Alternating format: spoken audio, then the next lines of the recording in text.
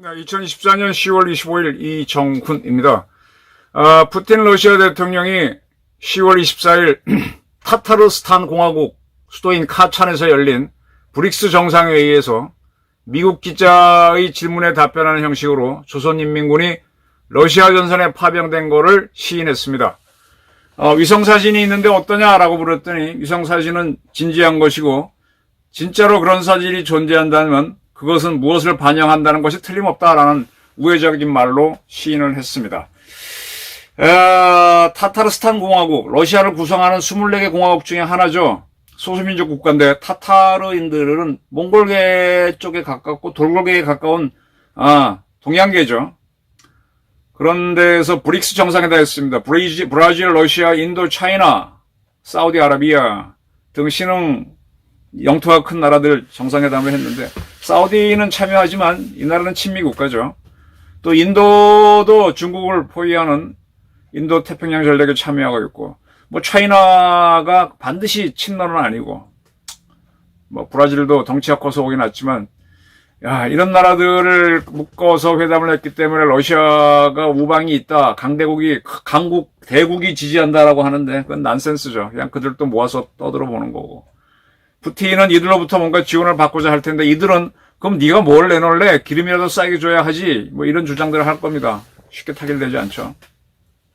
타타르스탄 공화국에서 이런 회의를 하게 되면 그쪽에 소수민족들이 많이 출병을 하겠다고 나와야 되는데 딱히 그런 것도 아닌 것 같습니다. 자, 벨라루스는 러시아의 북한 이전에는 유일한 동맹국이었는데 벨라루스는 러시아가 우크라이나를 침공할 때 길을 열어줬죠. 벨라루스 공화국을 통해서 러시아 대군이 가까이 있는 수도인 키이우를 쳐들어갔다가 개박살나서 도망 나왔었죠. 그리고 나서 러시아 쪽에서 공격하는 돈바스 지역 전투를 지금까지 이어가고 있습니다. 그런 벨라루스의 루카첸코 대통령이 이 브릭스 정상회의를 러시아의 타타르스탄 공화국에서 했는데 거기에 이 사람도 참여했습니다. 그 영국 BBC하고 인터뷰에서 인민군 파병을 어떻게 보느냐 그랬더니 터무니없다, 러비쉬, 거짓말이다 이렇게 부인하면서 그러면서도 외국 병력의 우크라이나전 개입은 필연적으로 긴장 고조로 이어진다 이런 얘기했습니다. 일단은 부정해놓고 파병하면 복잡해진다. 루카센코가 가장 많은 압력을 받았죠. 근데 그는 피해갔습니다. 루카센코는 지금 푸틴은 이 벨라루스 지역에서 핵탄두를 탄 이스칸데르 미사일을 쏘고 싶어 하는데 거기에 대해서 강하게 반대했던 걸로 알고 있어요. 그건 BBC와의 인터뷰에서 내 동의 없이 벨라루스에 배치된 전술 핵무기를 사용하지 못할 것이다 라고 했습니다. 러시아를 통제하고 있는 겁니다. 그러면서도 핵무기 사용을 허락할 수 있느냐 그랬더니 준비는 하느냐 했더니 완전히 준비는 돼 있다. 그렇지 않다면 내가 왜 이 무기를 배치하겠느냐. 그러면서도 사용할 때는 내가 승인해야 된다. 그리고 나는 누구도 공격할 계획이 없다라고 하면서 피해갔습니다. 자, 이 루카센코는 푸틴의 측근으로 알려져 있지만은 푸틴의 압박을 피해갔습니다. 근데 김정은은 루카센코도 피해간 거를 덥석 받아 먹었어요. 물론 핵을 쓰게 하진 않았지만 대규모 병력을 파병한 겁니다. 이게 실수입니다. 저희 군대 생활할 때 첩보따로 걸리지 마라. 시범 케이스로 걸리지 말라라는 얘기를 하죠. 시범 케이스로 걸린 놈은 코피 터지게 맞습니다. 다 경험해 보셨죠. 이 남전 세계에서의 치고받는 싸움을 이 국제정치에 비교하면 굉장히 쉽게 이해가 됩니다. 러시아가 15개 공화국으로 돼 있다가 소련이 붕괴됐습니다. 그리고 나서 3개의 공화국이 잽싸게 나토에 가입했어요. 그리고 우크라이나가 러시아를 잃었던 나라, 소련을 잃었던 나라 중에서는 러시아 다음으로 큰 면적이 아니라 인구, 국력 면에서. 면적은 카자흐스탄이 더 크지. 이 나라가 왔다 갔다 했어. 그러면 이 나라가 빠져나가면 나머지 12개 중에서는 나머지는 힘도 없으니까 러시아는 힘을 잃죠. 그러니까 러시아가 시범 케이스를 잡기 위해서 우크라이나를 때린 게 2022년의 특별 군사작전입니다. 근데 이 우크라이나가 나토의 지원을 받으면서 쉽사리 항복을 하지 않고 점점 더 둘은 적대 관계가 세지면서 전쟁 끝나면 아마 우크라이나는 적극적으로 EU하고 나토에 가입하려고 할 거고 아마 받아줄 겁니다. 이제 둘은 돌이킬 수 없는 별개. 원래 러시아란 나라가 지금은 키이우지만 옛날에 우리가 키예프로 배웠죠. 키예프에 있던 공작이 군주인 나라. 키예프 공국으로 시작해서 그렇게 키예프 공국이 거느렸던 속국 중에 하나가 모스크바 공국인데 그게 커지면서 모스크바 공국이 러시아 왕국, 러시아 제국으로 커져서 거꾸로 이제 우크라이나를 지배하는 그런 구조인데 그래서 러시아는 항상 우크라이나를 자기 문화권으로 뒀는데 이게 완전히 빠져나갑니다. 똑같은 사례가 중국이 명나라 청나라 때 조선을 속국으로 두고 있었죠. 그죠? 그래서 조선왕은 반드시 명나라 청나라부터 왕으로 인정받는 책봉을 받아야만 힘을 쓸 수 있었습니다. 근데 그게 1876년 일본이 운양호를 보내서 우리랑 강화도 조약 맺으면서 조선은 독립국이다라고 하면서 잠깐 떼어냅니다. 그리고 이제 이모군란 거치면서 다시 청나라 품에 갔다가 1894년 청일전쟁 치르면서 청나라가 지죠. 그 청나라가 조선은 독립국이다라는 걸 시모노세키 조약에서 인정합니다. 그런 우리를 다시 자기 영향권에 넣기 위해서 하는데 일본이 그 이후에 이제 만주사변 일으켜서 31년에 1941년에 만주를 먹어버리고 이어서 1937년에 중일전쟁이 일으키면서 중국을 압박하니까 중국은 감히 넘보지 못하죠. 조선을 다시 먹는다는 거예요. 근데 45년 우리가 해방되니까 다시 먹으려고 했습니다. 근데 그때는 일본을 패망시킨 미국이 들어오니까 쉽지 않은데 50년 6.25 전쟁이 일어나니까 중국이 참전해서 다시 조선인 우리를 속국하려다가 그때는 우리 대한민국 납치사들이 결사적으로 싸워서 이제 중국이라면 절대로 안 봐! 반중구식을 확실히 갖게 됐죠. 우크라이나가 지금 그런 식입니다. 완전히 놓치고 적대국화되는 겁니다. 지금 중국한테 먹힌다고 그러면 저는 이미 동북공정에 반대하는 책도 썼고 고구려가 어떻게 중국과 싸운지 역사로 증명하는 국제정치 역사들이라는 책도 냈거든요. 중국은 우리를 먹어야만 이 번국이라 그러죠.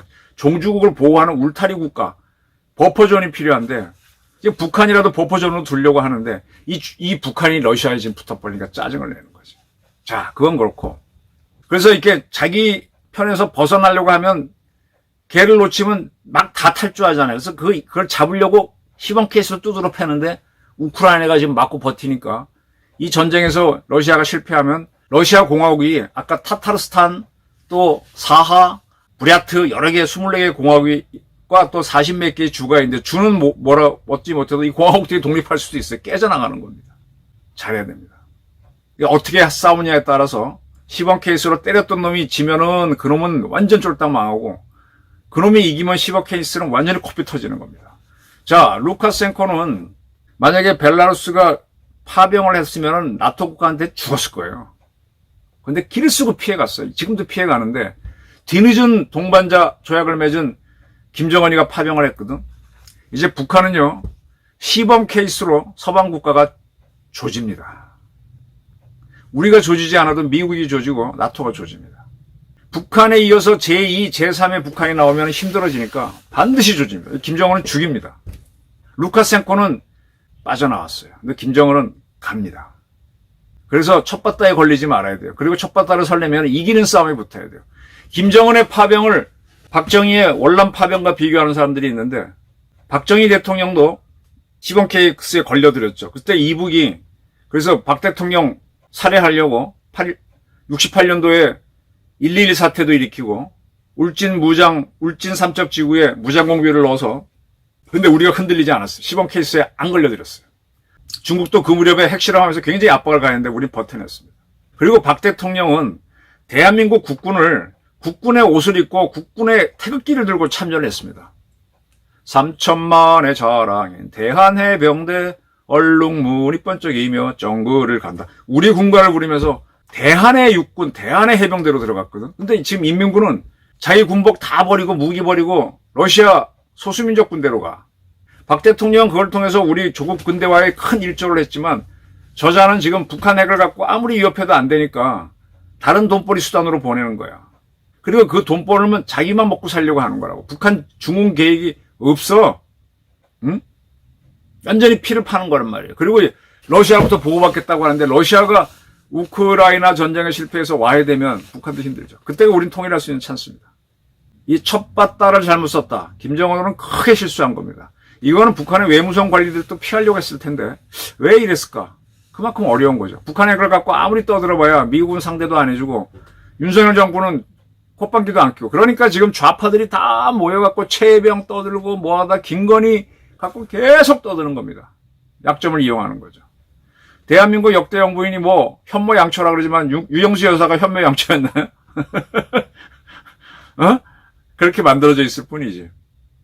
상당히 좋은 영부인은 MB 이명박 대통령 부인이었던 그분이 굉장히 좋았다고 많이 얘기하고, 그 대정치인의 부인인 정도 되면은 그도 다 센 사람들입니다.